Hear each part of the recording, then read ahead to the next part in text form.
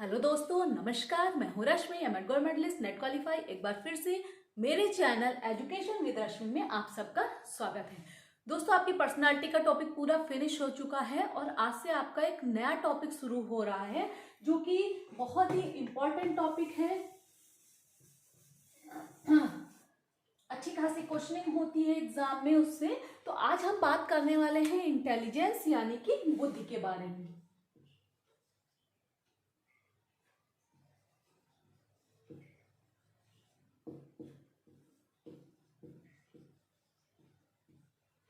ये भी अच्छा खासा टाइम टेकिंग टॉपिक है क्योंकि इम्पॉर्टेंट है।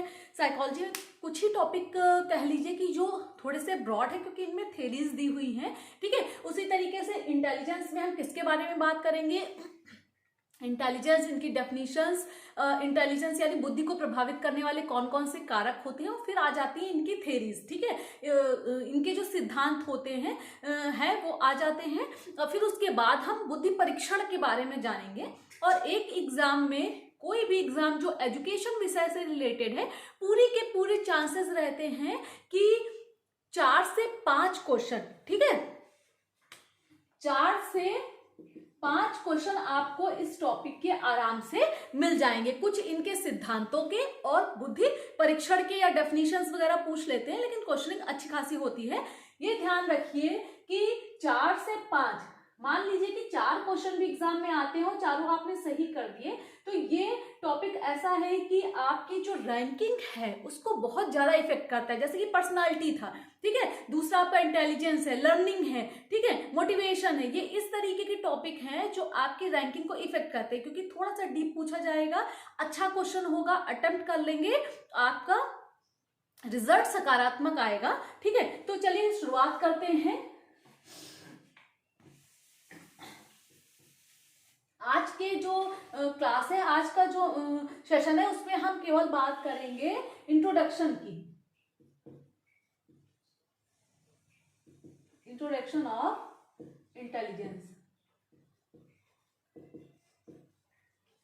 ठीक है, क्योंकि छोटे छोटे टॉपिक में आप पढ़ेंगे तो वही चीज आपको बिल्कुल क्लियर हो जाएगी। आज हम बात करने वाले हैं केवल और केवल बुद्धि का, जो कह लीजिए कि इंट्रोडक्शन है या फिर प्रस्तावना है। ठीक है, सबसे पहले हम बात करते हैं कि आखिर ये कॉन्सेप्ट कहाँ से निकल कर आया कि इंटेलिजेंस के बारे में। कि देखिए, अब आपने बच्चों के बारे में पढ़ा, बच्चों की शारीरिक जो भी डेवलपमेंट होता है यानी कि फिजिकल डेवलपमेंट के बारे में पढ़ा, मानसिक विकास के बारे में पढ़ा बच्चों के, ठीक है, उनके संवेगों के बारे में पढ़ा, सब कुछ पढ़ा। ठीक है, अब जब जहां पर मानसिक विकास का अध्ययन किया जा रहा था, वहां पर यह महसूस किया गया कि कुछ बच्चे जो हैं, जो मानसिक स्तर है, आयु वर्ग सेम है, लेकिन कुछ बच्चों का जो मानसिक स्तर है वो बहुत ज्यादा उच्च है, कुछ का औसत है और कुछ का बहुत ज्यादा निम्न है। तो वहां से ये कॉन्सेप्ट निकल कर आया कि अगर किसी भी बच्चे का मानसिक स्तर, किसके कारण मानसिक स्तर में भिन्नता होती है, तो वो भिन्नता होती है बुद्धि के कारण। किसके कारण होती है? इंटेलिजेंस या फिर बुद्धि के कारण। यानी 5 साल के मान लीजिए 3 बच्चे हैं, ठीक है, एक की का मानसिक स्तर उच्च है, एक का औसत है और तीसरे का क्या है? निम्न है। ठीक है, जब आयु वर्ग तीनों की समान है और तीनों, तो उनमें ये अंतर जिसके कारण आया वो कॉन्सेप्ट क्या था?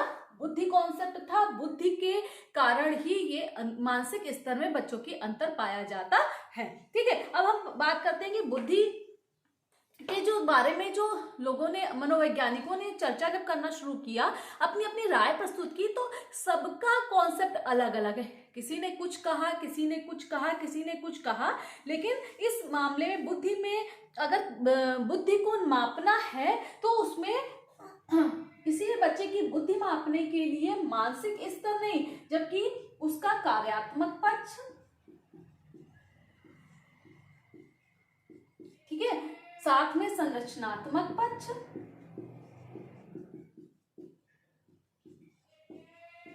और लास्ट में क्रियात्मक पक्ष।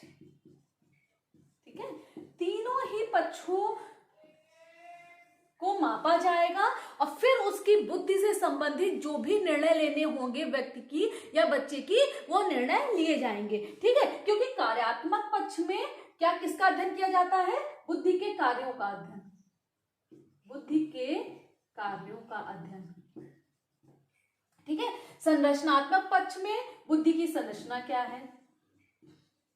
बुद्धि की संरचना, ठीक है, इसके बारे में अध्ययन किया जाएगा कि कोई भी व्यक्ति है या कोई भी बच्चा है उसकी बुद्धि की संरचना क्या है, या फिर बुद्धि के सिद्धांत, क्योंकि संरचना आप कहाँ पढ़ेंगे?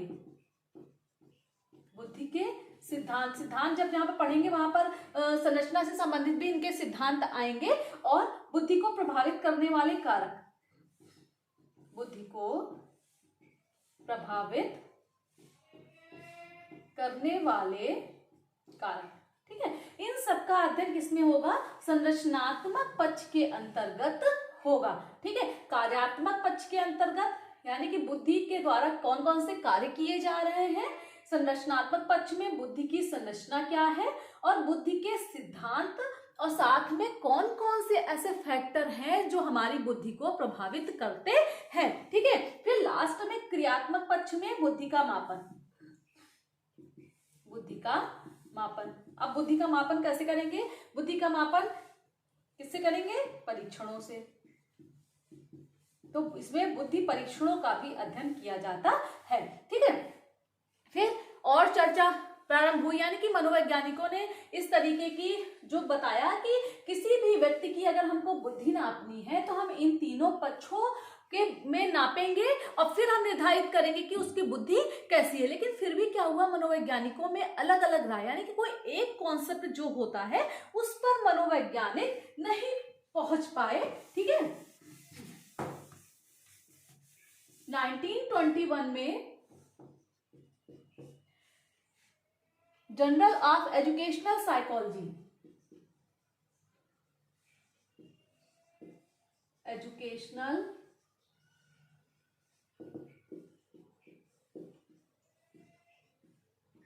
साइकोलॉजी, ठीक है, इसमें इन्होंने क्या स्पष्ट किया कि इन्होंने जो मनोवैज्ञानिकों ने बुद्धि के संबंध में अपनी राय दी थी, यानी कि उनका सबका कलेक्शन किया और उसमें से 14 मनोवैज्ञानिकों की जो भी उनका बुद्धि के संदर्भ में जो भी उनका प्रत्यय था उसको क्या किया, इन्होंने अपने जर्नल में, इस जर्नल में पब्लिश किया या अपने लेख प्रस्तुत किए।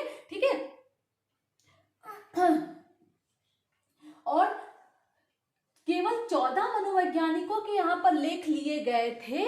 और फिर भी क्या हुआ कि जो मनोवैज्ञानिक थे इस बात से सहमत नहीं थे, क्योंकि जितने भी मनोवैज्ञानिक थे सब इसी कॉन्सेप्ट पर, इसी अपने बात पर टिके हुए थे कि जो हम प्रत्यय बता रहे हैं मेरा प्रत्यय ही मान्य है और मेरा ही प्रत्यय बिल्कुल सही है। ठीक है, जर्नल ऑफ एजुकेशनल साइकोलॉजी ने क्या किया था, केवल 14 मनोवैज्ञानिकों के प्रत्ययों को अपने जर्नल में पब्लिश किया था। अब उसके बाद बात करते हैं कि इंटेलिजेंस की जो पहली सर्वमान्य परिभाषा आई, यानी बुद्धि की जो पहली सर्वमान्य परिभाषा आई वो 1923 में बोरिंग। ठीक है, नाम याद रखिएगा, ये क्वेश्चन पूछा जाता है एग्जाम में और इनकी डेफिनेशन भी पूछी जाती है, इसको ध्यान से सुनिए, कहीं पर नोट कर लीजिए। ठीक है, 1923 में बोरिंग ने बुद्धि की अपनी पहली औपचारिक परिभाषा, यानी ऐसी परिभाषा जो सर्वमान्य थी, यानी सभी ने उस परिभाषा को माना कि हाँ ये ठीक है, और ये पहली औपचारिक परिभाषा थी। अभी तक की कोई किसी भी मनोवैज्ञानिक ने बुद्धि की परिभाषा नहीं दी थी कि बुद्धि को आखिर किन किन शब्दों के रूप में परिभाषित किया जा सकता है। तो 1923 में इन्होंने क्या बताया, जो बोरिंग की डेफिनेशन थी बुद्धि की, कि बुद्धि परीक्षण जो मापता है, बुद्धि परीक्षण जो मापता है वही क्या है, वही बुद्धि। ठीक है, 1923 में बुद्धि, इन्होंने क्या बताया, अच्छा 1905 में क्या हुआ था, विनय ने क्या किया था, पहला बुद्धि का जो परीक्षण था उसका निर्माण कर दिया था, ठीक है। फिर 8 में आया, 11 में आया, 16 में आया, इस तरीके से बहुत सारे परीक्षण, यानी कि 23 जो इन्होंने पहली डेफिनेशन दी थी सर्वमान्य परिभाषा या औपचारिक परिभाषा, उससे पहले बुद्धि के कई सारे परीक्षण आ चुके थे, ठीक है। तो इन्होंने सीधा सीधा क्या बता दिया कि परीक्षण जो जिस चीज को मापेगा, ठीक है, वही क्या है, बुद्धि। जैसे कि मेरा पीएचडी, आप लोग को बताया था कि पीएचडी चल रहा है, और मेरे पीएचडी में एक वेरिएबल था आध्यात्मिक बुद्धि, ठीक है। आध्यात्मिक बुद्धि था, हालांकि अभी फाइनल वाइवा नहीं हुआ है, लेकिन जब प्री सबमिशन वाइवा मेरा हुआ तो वहां पर क्वेश्चनिंग सेम यही क्वेश्चनिंग हुई कि आखिर आध्यात्मिक बुद्धि को आप किस रूप में देख रहे हैं, यानी कि आध्यात्म में आप क्या शामिल कर रहे हैं, आप आध्यात्म में धार्मिक चीजें शामिल कर रहे हैं या फिर कौन सी चीजें आप शामिल कर रहे हैं, ठीक है। तो यहाँ पर भी मेरा यही सेम आंसर था कि मेरा जो आध्यात्मिक बुद्धि परीक्षण जो है, जो यानी कि टूल मैंने यूज किया है, वो जिन बिंदुओं को माप रहा है वही आध्यात्म है, ठीक है। उन्हीं बिंदुओं के आधार पर मैंने बच्चों का क्या किया है, बच्चों का जो डेटा कलेक्शन किया है, और जो भी वो क्वेश्चन कर रहा है बच्चों से, जो वो मापना चाह रहा है, जिन बिंदुओं पर अगर उसमें अध्यात्म है तो अध्यात्म नापेंगे, और अगर धर्म है, धार्मिक चीजें हैं तो धर्म नापा जा रहा है, लेकिन जो भी वो टूल माप रहा है वही मेरे आधार पर भी आध्यात्मिक बुद्धि है, ठीक है। तो इस तरीके से बोरिंग ने क्या कह दिया कि बुद्धि परीक्षण, यानी कि जो परीक्षण बने हैं वो जो भी नाप रहे हैं, ठीक है, मनुष्य के जिस भी पक्ष को नाप रहे हैं, बुद्धि के जिस पक्ष को देख रहे हैं और जिस तरीके से देख रहे हैं, और वही क्या है, उसी को हम बुद्धि मान लेते हैं, ठीक है। इस तरीके से इनकी परिभाषा इसीलिए क्या हो गई, पहली फॉर्मल डेफिनेशन हो गई और पहली सर्वमान्य परिभाषा बुद्धि की कहलाई, ठीक है। अब बुद्धि का जो प्रत्यय था, कुछ लोग इसको क्या मानते थे, बुद्धि के जो प्रत्यय को वो कंक्रीट ऑब्जेक्ट यानी कि स्थूल वस्तु मानते थे बुद्धि को, जबकि वास्तव में बुद्धि क्या है, ठीक है। जबकि वास्तव में बुद्धि जो है एक अमूर्त प्रत्यय है, ये भी क्वेश्चनिंग एग्जाम में बहुत होती है, ठीक है। बुद्धि क्या है, एक अमूर्त प्रत्यय है।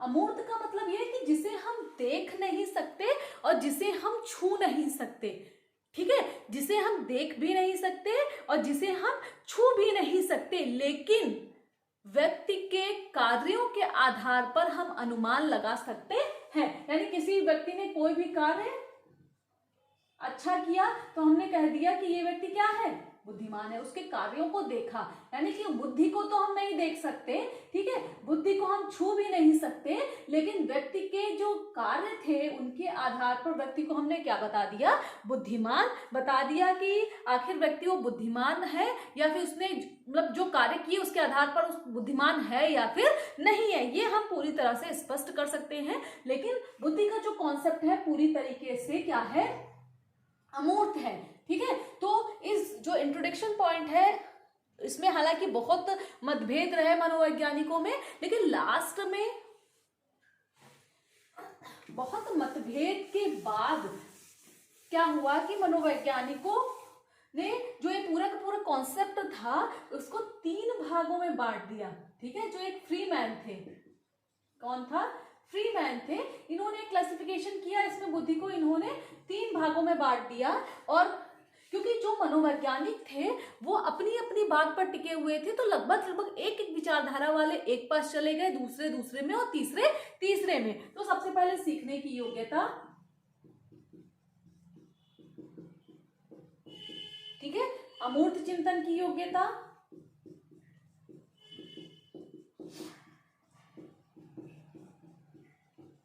और लास्ट में अधिगम की क्षमता, ठीक है। तो ये तीनों पॉइंट क्लियर निकल कर सामने आए कि जो बुद्धि की जो सर्वमान्य परिभाषा आई थी और उसके बाद मनोवैज्ञानिकों में मतभेद इतना ज्यादा था कि क्या हुआ कि फ्रीमैन ने क्लासिफिकेशन दिया, इसमें इन्होंने क्या बता दिया कि बुद्धि के 3 टुकड़ों में तोड़ दिया, और जो कुछ मनोवैज्ञानिक इसको मानने वाले इसमें आ गए, अमूर्त चिंतन को मानने वाले इसमें आ गए, और अधिगम की क्षमता के रूप में इसमें आ गए। ठीक है, तो ये इस तरीके से इसका जो डिस्कशन है इसका अगले वीडियो में आपका आएगा, क्योंकि इनकी डेफिनेशंस वहां पर क्लियर होंगी कि इन्होंने क्या क्या कॉन्सेप्ट दिया, किस तरीके से बताया। तो जो आज का ये टॉपिक था बुद्धि का जो इंट्रोडक्शन या प्रत्यय, ठीक है, छोटा सा टॉपिक है, लेकिन इनमें से क्वेश्चनिंग कौन कौन सी होती है। सबसे पहले बोरिंग की डेफिनेशन आपको याद रखनी है। ठीक है, ये तीन नाम जो तीन जो क्लासिफिकेशन है इनको पूरा का पूरा सॉरी आपको रट लेना है, याद कर लेना है। बोरिंग की डेफिनेशन कब आई, ठीक है, ये भी आपको याद रखना है। और साथ में बुद्धि एक कैसा प्रत्यय है, बुद्धि एक अमूर्त प्रत्यय। 3 से 4 क्वेश्चन निकलकर इससे आ रहे हैं जो आपको ध्यान में रखना है। तो आज के लिए बस इतना ही। मेरे साथ बने रहिए और पूरा का पूरा जो इंटेलिजेंस है बहुत अच्छे से पढ़ेंगे हम लोग, समझ समझ कर पढ़ेंगे। आज के लिए बस इतना ही। वीडियो अगर पसंद आया हो तो लाइक जरूर करें, चैनल को सब्सक्राइब करें और ज्यादा से ज्यादा लोगों तक शेयर करें ताकि ज्यादा से ज्यादा लोग इसका लाभ उठा सकें। आज के लिए बस इतना ही। धन्यवाद।